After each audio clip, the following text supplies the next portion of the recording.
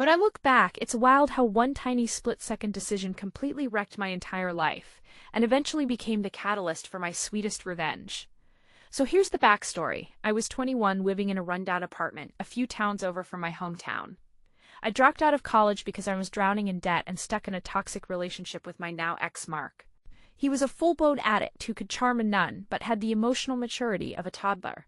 He manipulated me, lied about everything, and worst of all, kept dragging me into his shitty drug deals. I was social, trustworthy, basically the go-to person whenever he needed a clean front.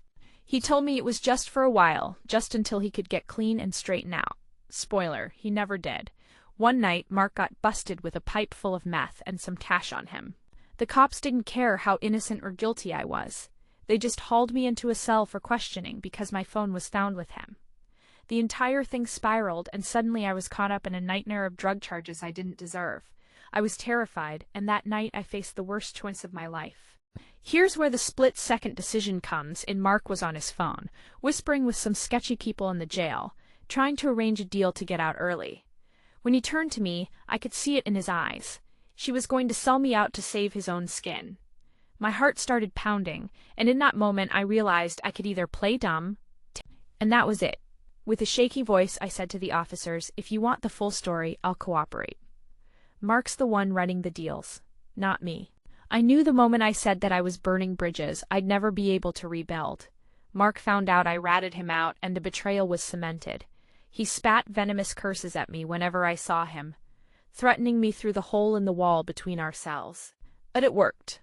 I got a plea deal, probation, and no jail time. Mark got locked up for years. He was furious, and I hated myself for it at first. But the guilt slowly faded when I finally got out and could breathe again.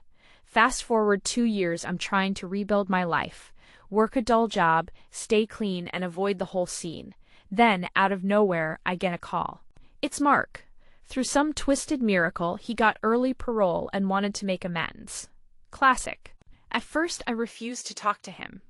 But then my best friend Lisa Witch, Mark hated because she told me the truth about him, years agoged me, saying, "Don't just let him walk back in like nothing happened." So I played along. I invited him to a coffee shop, all smiles, pretending everything was cool. He was cocky, full of fake apologies, trying to charm me into forgiving him. Behind his back, I'd been digging into his new hustle. Turns out, prison didn't sober him up, but made him smarter about the game. Here's the ultimate twist. I met up with some people from the last gang Mark owed money to.